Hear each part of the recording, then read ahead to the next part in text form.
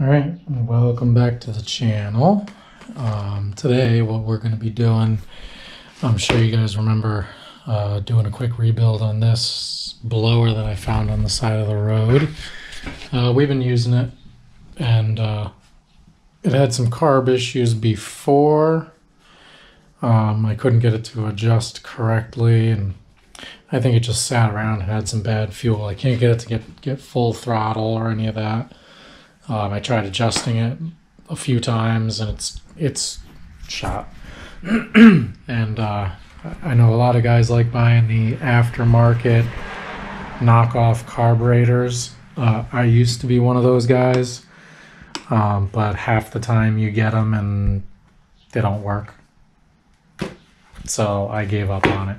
So now I buy genuine products. Had a Zama Carb on it. So that's what we're going to be putting back on it.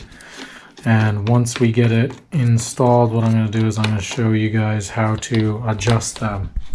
There's 3 adjustment screws. The top one in the center right here is the throttle. You can run that off the actual trigger. So that'll set your RPMs once you get your high and your low adjustment in the correct position. So you'll have your low idle, and then you'll have your high idle. So usually what you do is when you first start it up, we'll go over it, but once we get it running, you adjust your low idle with your hand off the trigger, get it down almost as low as it'll go before it shuts off, give it a quarter turn up, and then you pull the trigger all the way, you adjust your high idle till it's pretty much pegged, and you bring it a quarter turn back, and then you set your RPM for wherever you want it to sit right at the end. It's pretty simple, but we're gonna go over it once we get going with everything. And I'm gonna put you guys down, and we're gonna start tearing this apart. Should take, I don't know, 15-20 minutes, and hopefully I can teach you guys something.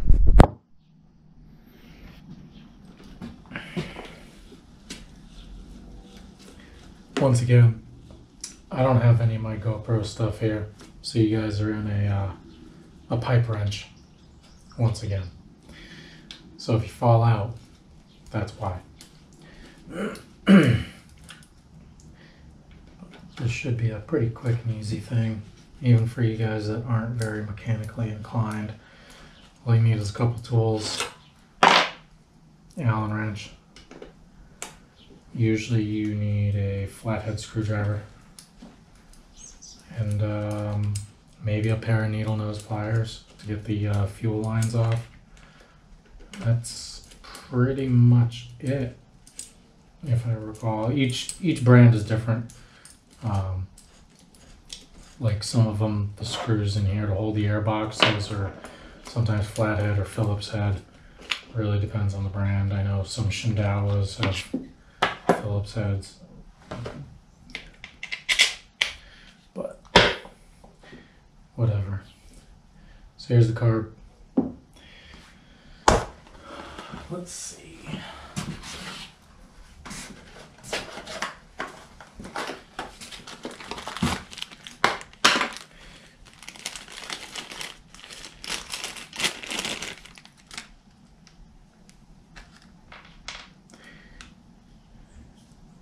Usually, I don't know if you guys can see this or not, usually they come from the factory already bench tested, at least from ones that I've put on before. I really haven't had to touch much of them. The low idle and high idle's already set, usually. Everything's different, depends on how worn out your machine is that it's going to go on. High idle is on the left, low idle is on the right, and this is your throttle control. You can see as you screw it in, it'll set your low RPM a little bit higher, but pretty simple. You have your inlet and your outlet for fuel, and your little bracket for for the throttle cable. And that's it. That's all you got. Actually, I don't even really need any of that, but let's grab a bag.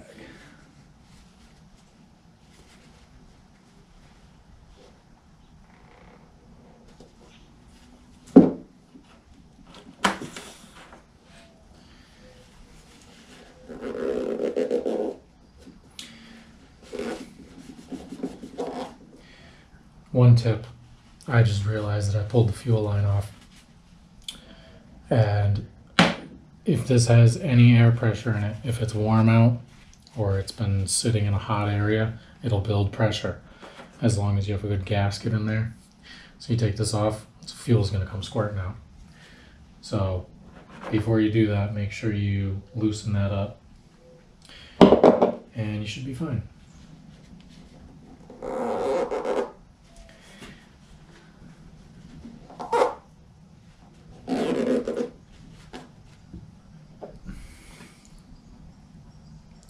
Pretty nasty. Let's see if I can save this gasket. Unfortunately, they never give you new gaskets, which kind of sucks. So you gotta save the old ones. And I don't know if I have a knife. There we go. So we're gonna try and scrape this old one off.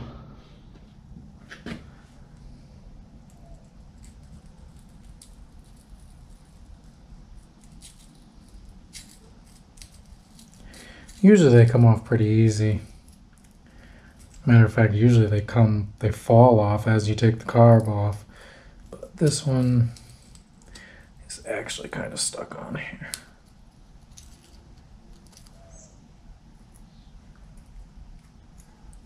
There we go. Nice and easy.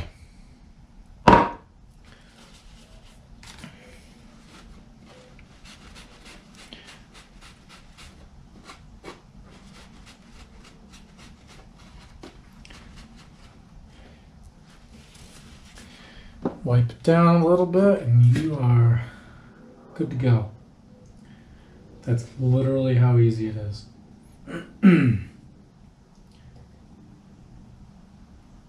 Return line on, fuel line, throttle, and that's it. You're pretty much done.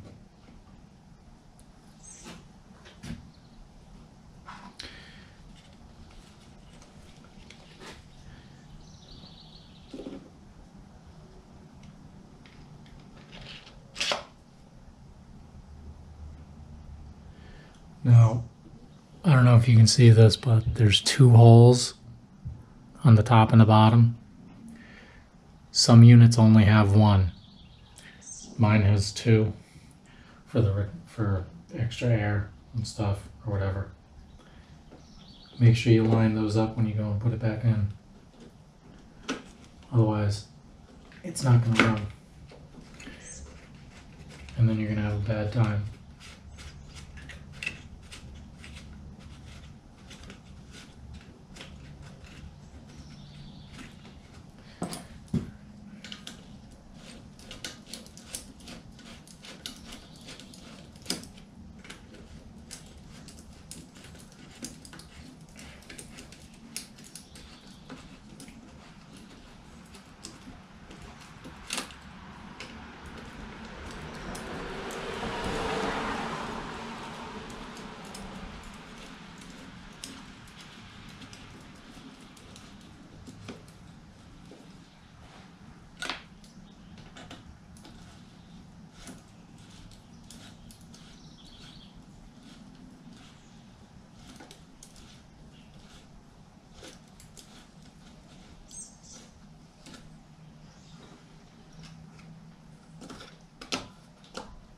That's it. Done. Make sure you put your cap back on, because as you prime it, you need to build pressure so that it brings fuel to it.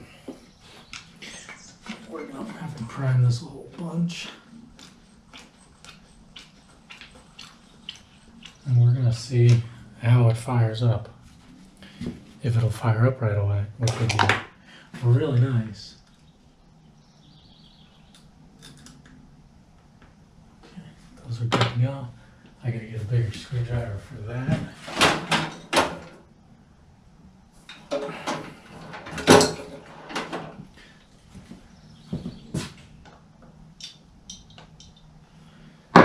Okay, we're gonna get it running, and we're gonna let it run for a little bit.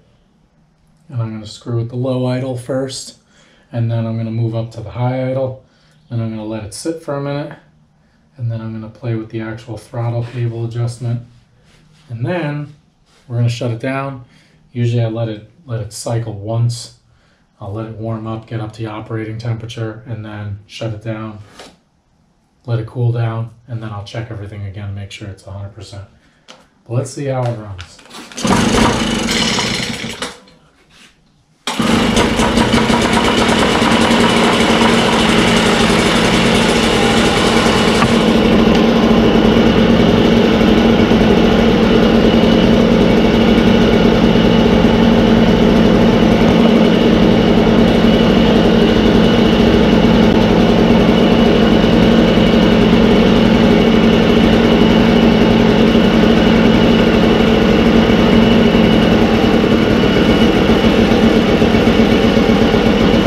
Hear how it went lower? I'm playing with the lower adjustment.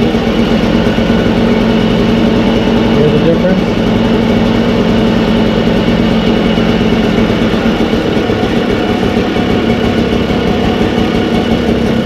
That's about right where it would shut off. So usually what I do is I get to this point and I give it a quarter turn. That's it.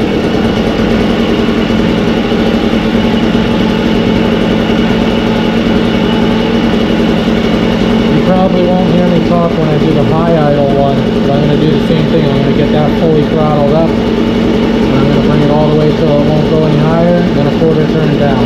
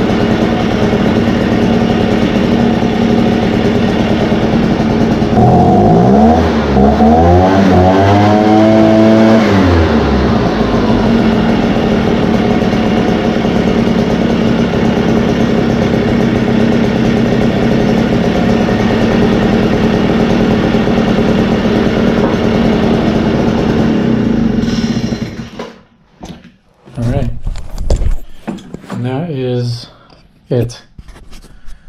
That pretty much got up to operating temperature. It's pretty hot. Low idle adjustment, high idle adjustment, throttle adjustment. That's it. So now what I'm going to do is I'm going to have to wait, I don't know, probably an hour or two for it to cool down. And then I'll start it back up again and I'll go through all three adjustments again to make sure. Because as you break it in, it heats up, it expands, contracts, gets used to the conditions of how worn out the machine is. Although I don't think this machine's very worn out. But you have to play with it a couple times. It's not just good to go right off the rip.